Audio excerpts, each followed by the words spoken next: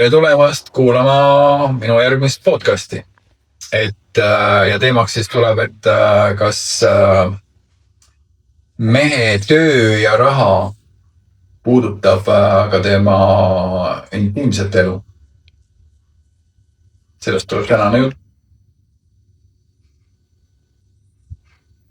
Aga räägime siis, kuidas on töö ja rahapinge seotud mehe intiimsusega ja kui palju see tegelikult seda mõjutab? Ja see mõjutab mehe intiimsust ikka väga palju.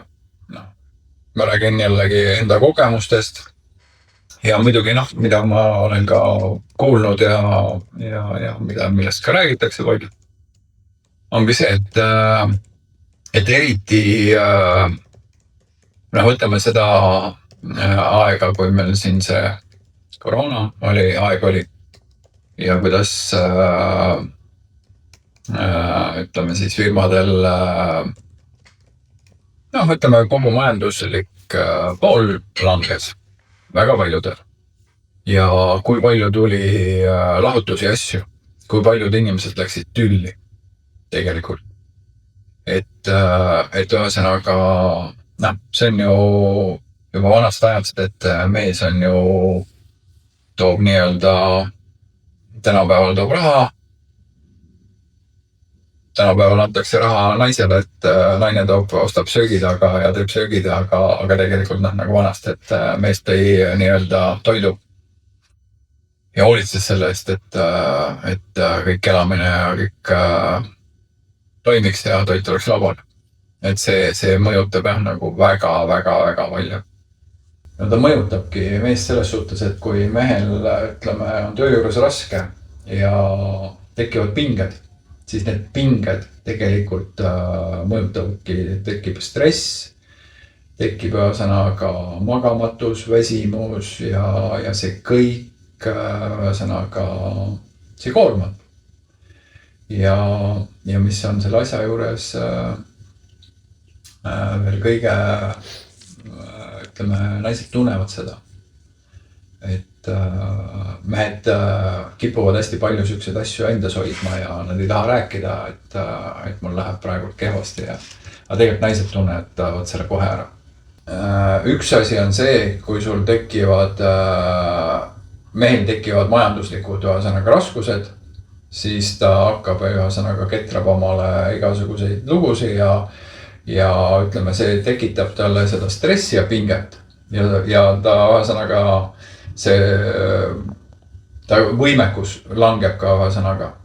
Aga ütleme teine asi, mida sa nüüd, ma saan aru, mis sa selle küsimusega küsisid, et kas pinge võib ühesõnaga tekitada siis võib-olla just rohkem sükest, et tahetakse seksi, et maandada. Jah, et tegelikult on seks on üks enim pinge maandamis ütleme võtmeid. Hästi palju siis seksitakse tegelikult pinge maandamise jaoks ja ütleme, seal ongi ütleme porno ja enese rahuldamine ja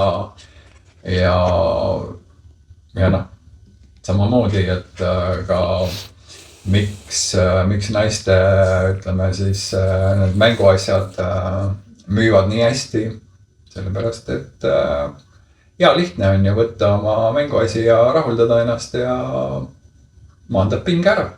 Ja see oli ka üks, ütleme, ma tean, mul tuttaval on siuke pool ja eriti koroonaaeg tõusid müügid väga.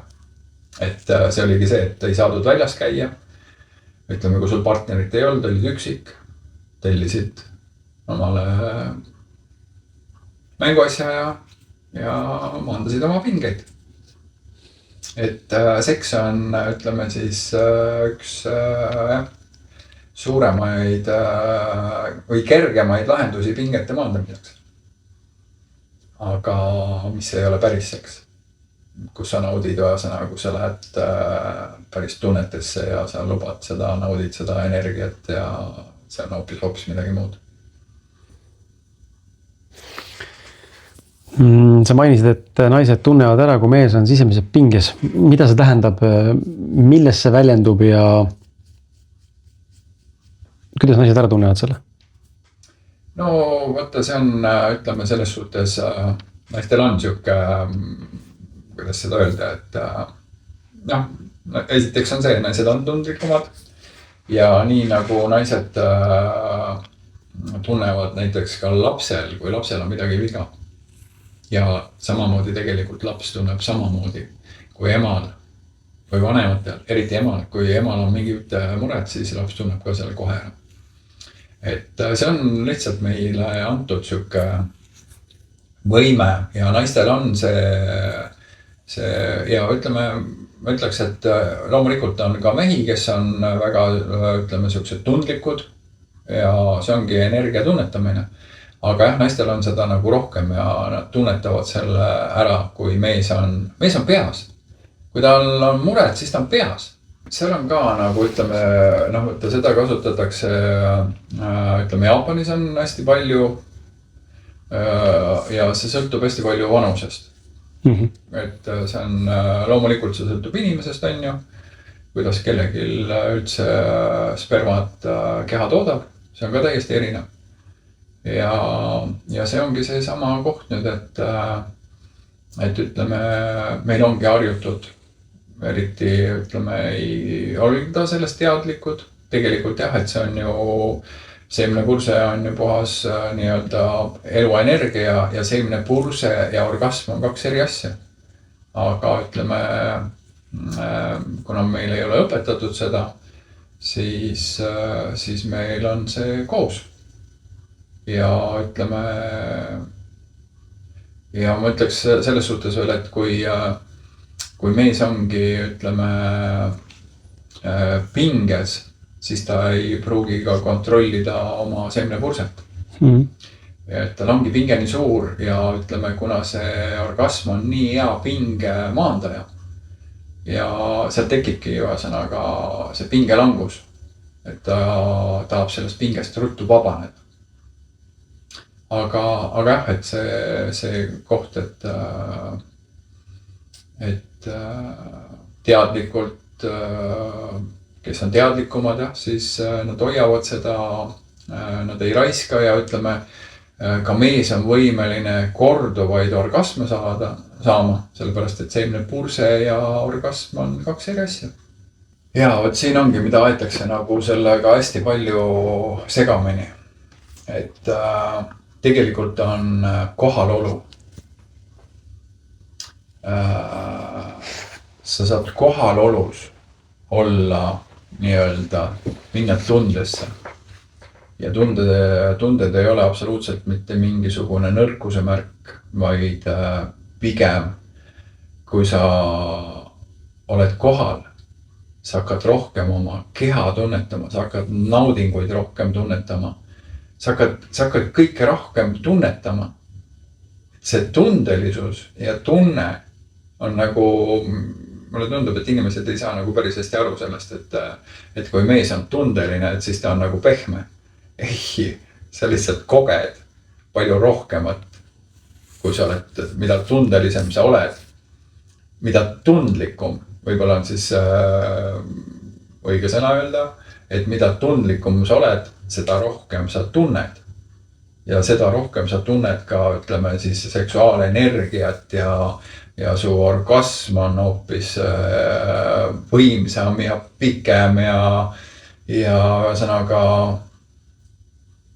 see on minu jaoks tundlikkus. Mitte see, et mees on, kui ta nüüd on tundeline, et siis ta on nagu pehme ja ei, absoluutselt mitte. See tundlikkus annab mehele hoopis vastupidi. Aga selleks on vaja olla kohal, rahus, et sa saaksid hakata järjest rohkem tunnetama. Mis sa arvad, mis on meestes, niimoodi ülistatuna on võib-olla nagu nõme sildistada, aga mis paljudel meestel võib olla see üks peamistest probleemidest, mis pärsib tundlikkust või tundesse minekut? See ongi see lapsepõlves on öeldud, et mis sa jönid siin, mehed ei nuta. Ja sealt hakkabki kõik see, et ühesõnaga sa hakkad oma tundeid järjest rohkem maha suruma. Sa ei julge ja seda tehakse lapsepõlves ju päris varakult, kui sulle siukseid asju öeldakse. Kui laps jonnib. Väike laps jonnib, siis poistele öeldakse, et mis sa jonnid siin? Mehed peavad tugevad olema. Ja see tundub nagu, et sa ei olegi nagu midagi ju. Et mis sa jonnid siin? Aga lapsepõlves tulevadki need kõige suuremad nii-öelda siis, ma ei tea, ma ütleks lukud, kuidas me ennast lukku paneme. Ja mida rohkem sulle siukseid asju öeldakse, mida rohkem sa sellises keskkonnas kasvad, kus sul nagu seda tuletatakse meelde, et mees peab tugev olema ja sa nagu ei tohi oma emotsioone välja näidata. Ja eks tihtipeale on see ka õpitud vanemate pealt, kuidas vanemad omavahel käituvad. Et seal on hästi palju, et kui ütleme, naine ema on domineeriv isa üle, siis poeg vaatab, et ühesõnaga isa ei julgegi midagi vastu öelda, ema on domineeriv ja samamoodi paneb poeg ennast lukku, et nii ta toimeb. Kuidas sinu arvates kontroll avaldub seksuaalsuses? Kuidas kontroll avaldub seksuaalsuses? Vaata, ega see ongi see, et kas sa jällegi ma ütlen, minul oli just see, et mina tahtsin naist rahuldada. Minul oli nagu põhieesmärk see, et ma saaks naist rahuldada. Ja see on ka see, siis sa kontrollid ju kogu aeg. Sa ei naudi ise, vaid sa kontrollis kogu aeg. Sa tahad, et teine saaks rahuldust. Aga sa ei saa läbi selle minna ise lõdvestusse ja tundesse, vaid sul on kogu aeg kontroll. Sul peab kontroll asja üle olema. Et see on tegelikult suur lõks. Jah, sa ei tohiks ennast nagu ära unustada, et sa ei ole selles kontrollis, et kuidas sa pead suutma olla kohalolus ja ka ise lõdvestuda, et tunda rohkem. Et mitte ainult jälgima ja pakkuma teisele. Ja ütleme, see ju tekitabki siis, sa ei ole jälle selle kontrolliga, sa ei ole kohal, vaid sa oled kogu aeg kontrollid, mis teisega toimub, kus tema on.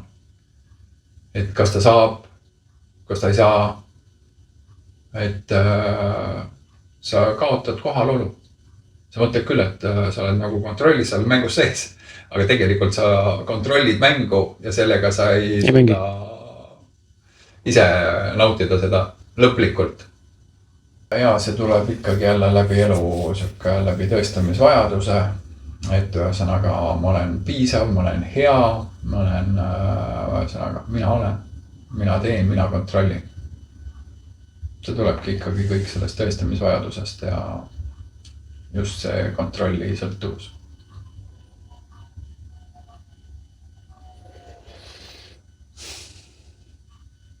Me rääkisime saate alguses sellest ihast ja seksuaalsusest, mis tekib pingestressist. Kui nüüd on mõni mees, kes kuulab meid ja vaatab või sind ja mõtleb selle peale, et okei, minul on niimoodi, et seks tõstab mul iha, või tähendab see stress ja töö tõstab mul pinge, tõstab iha, tahan ennast nagu just läbi selle maandada, siis mis on see soovitus, mis on see alternatiiv, et ära siis üldse seksipartneriga või jõua enda kehasse kohta alles siis tee seda või mis on see teine alternatiiv või kas üldse on veel nii head jutumärkides head alternatiivi ja seda kiiret quick fixi, mis sellisele olukorras võib-olla aitaks, et ma saaksin korraks lõdvestuda, et hakata siis võib-olla tegelema. Kuigi paljud ei tegele edasi sellega, aga et kas see on nagu, kas on alternatiiv sellele ja teine poole, et kas see ei ole siis hea lahendus, kui ta saab ikkagi korraks leevendust ja siis sealt pealt teadlikkusega lähed tegeleb nüüd päriselt sellega. Ja, aga vaata, sealt tulevadki need, miks on sõnaga meestel, öeldakse küll, et umbes, et nagu meestel on armukesed, naistel on samamoodi. Naised lihtsalt ei räägi nendest nii palju, aga nagu öeldakse, naised on targemad, nad ei räägi selles. aga ütleme tegelikult ongi seal ikkagi tekib see ühesõnaga väike siis kuidas seda nüüd öelda, et eks tekib väike sihuke hasart vallutamisega ja sellega tekib ka pinge veel omakorda ja siis, kui sa selle, ütleme, mingi naise või saad ära vallutada, nagu mehed on, nagu öeldakse, kütid on ju, et on see jahtimisvajadus on ju, et siis sa tegelikult kütad ju endas üles pinget ja siis, kui sa selle kätte saad, siis sa lähed ja lihtsalt maandad selle pinge ära. Aga nüüd tegelikult ongi see, et ja võib-olla mõni mees, ütleme, tahabki rohkem kui naine tahab. Sellepärast, et ta on harjunud oma pingeid sellega maandama. Ja siis otsitaksegi ühesõnaga, kas on siis porno, eneserahuldamine, on see armuke, mis iganes. Aga just ongi see, et inimesed tegelevad pingete maandamisega. Aga nüüd, kui sa, ütleme, tuled iseendas kohalolus ja sa saad selle sisemise rahu, kui sa muutud tundlikumaks, siis tegelikult hakkab su partneriga see seksuaalelu läheb ju poole paremaks. Sa ei tegele pinge maandamisega, vaid sa hakkad elu nautima. Sa hakkad seda seksuaalenergiat nautima, sa hakkad neid orgasme, poole võimsamaid orgasme saama. See muutub täielikult. Ei ole see, et ühesõnaga maha ja taha. See ongi see point, et ära maanda oma pingeid seksiga, vaid tee ennast korda ja hakka seksi nautima. See on see sõna. Ütleme, see ongi tegelikult väga lihtne. See, kas sa naudid seda või sa oled peas, tahad olla kontrollis. See ongi see sama koht. Kas sa reaalselt suudad lõdvestuda, kas sa suudad nautida, kas sa suudad nautida oma partnerit reaalselt läbi tunnete või sa oled kontrollis ja sooritad, oled tulemuse peal väljas. Ja tulemus ongi pinge maandamine. Aga mida saab mees teha, et olla intiimsuses stabiilsem ja rohkem kohal? Ikkagi enda sees vabastada kehast tundeid. Läbi tunnete vabastamist, need tunded, mis sa oled endas alla surunud, läbi nende vabastamisega sa lõpetad endas pingete tekitamise. Sellepärast tunded tekitavad pingeid. Ja sa võidki jäädagi neid pingeid kogu aeg maandama. Sellepärast, et tunded tekitavad pingeid ja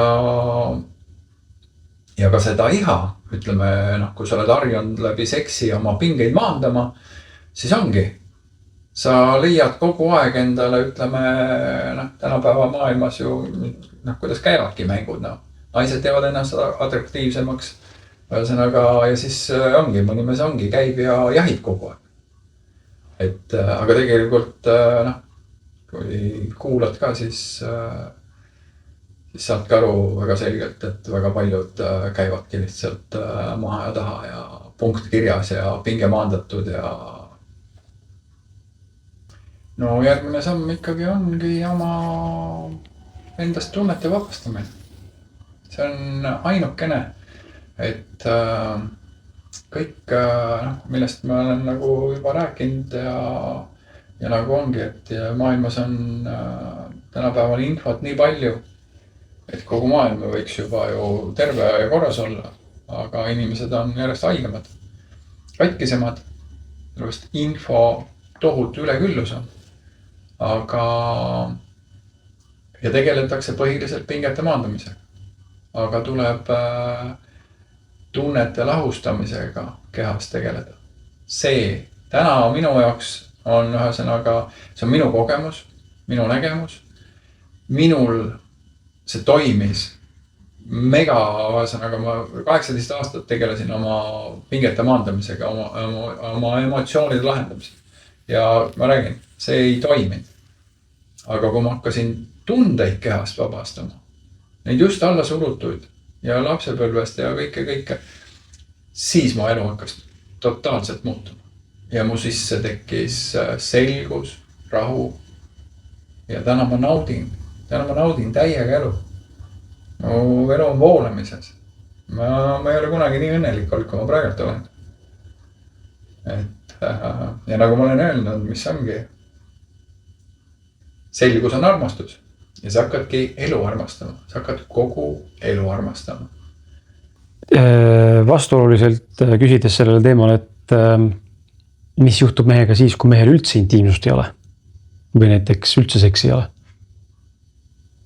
Noh, ütleme, ega see on ka, mul on endalgi olnud seda perioodi, see on puhas enesesse vaatamine. Ja see on väga võimas tegelikult, kus sa oledki täiesti iseendasse vaatad ja tegeledki iseendaga. See on tegelikult hästi võimas koht. Et nagu viimasel ajal on hakatud rääkima ka, et tegelikult inimene, kes suudab üksi olla, see on mitte see, et tal ei ole sõpru, tal ei ole, ütleme, minul tekkiski mingisugune aeg, kus ma nagu, ütleme, mulle tundus ka, et ma nagu oleks sulgenud ennast. Aga tegelikult hakkas hoopis see, et ma hakkasin järjest rohkem enda sisse minema. Ja mul ei olnud suhet, mul ei olnud mitte midagi, ühesõnaga ma ei suhelnud sõpradega.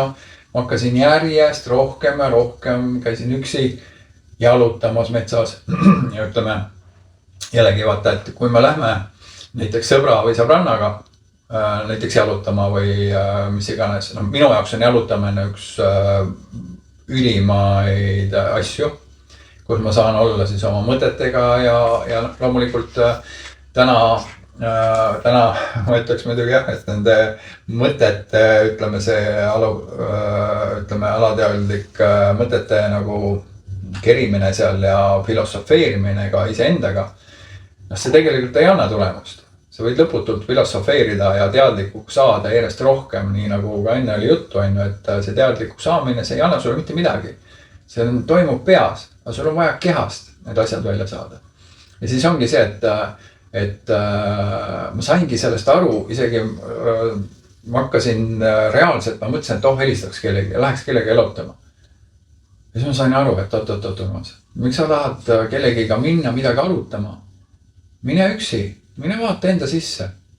See on kõige parem koht, kui sa oled ise endaga. Sellepärast, kui sa lähed kellegiga koos, siis hakkad rääkima igast muudest asjadest. Sa võid arutada ka mingitel konkreetsetel teemadel. Aga tegelikult see üksi olemine on üks vinge koht, kus sa saad päriselt ja nagu öeldakse, et kes suudab üksi olla, suudab ka pärast teisega olla. Aga kui sa ei suuda nagu üksi olla, siis see ongi see, et sul on vaja kogu aeg kedagi, kelle peale sa toetud ja aga jah. Üksi olemine on üks mega võimsaid kogemusi, olemusi, kuidas iganes selle kohta öelda. Ma ütleks jah inimestele, et kui sa tahad tõsta oma, ütleme, siis seksuaalelu nii-öelda seda korrastada, siis ongi see, et tee endas tunded korda, sa saad olla järjest rohkem kohalolus, teadlikum ja sa saad hakata järjest rohkem, sa muutud järjest rohkem tundelisemaks. Et võib-olla siis, kuidas seda, või mis see oleks õige sõna, tundelisemaks või tundlikumaks, et põhimõtteliselt mitte sa ei muutu pehmemaks, vaid sa hakkad järjest rohkem asju tunnetama. See on see võti. Et võib-olla jah see, et kui mees muutub tundeliseks, et siis see on nagu pehmo. Aga ütleme, ma ütleks siis jah, et kui sa muutud tundlikumaks, sa hakkad reaalselt tunnetama asju. Ja see on ülivõimas koht. Sa oled teadlik ja sa tunnetad asju. See on tohutu kvaliteedi muutus. Aga see ongi endast ütleme siis nende alla surutud tunnete läbi nende vabastamisel. Kui sa vabastad järjest rohkem endas neid alla surutuid tundeid, siis sa avad ennast järjest rohkem tundlikkusele. See oleks minu tänane siuke lõpusõna. Ja kui sa ka praegult selle podcasti ajal tunnetasid enda kehas midagi, et sul tekkis mingi tunne kehas, siis jälgi seda tunnet ja ära analüüsi mõistuses. Ära analüüsi ka, ütleme, minu juttu, isegi ma tean, et hästi paljud inimesed kuulavad mitu korda podcast'e, siis ongi, et kui sa võib-olla püüdsid nagu olla mõistuses ja jälgida seda, siis kui sa teist korda kuulad, siis proovi jälgida oma keha. Mis su keha minu jutu peale, kuidas ta reageerib minu jutu peale, mis su kehas toimub, vaata seda. See on päris põnev koht. Aga kõik head.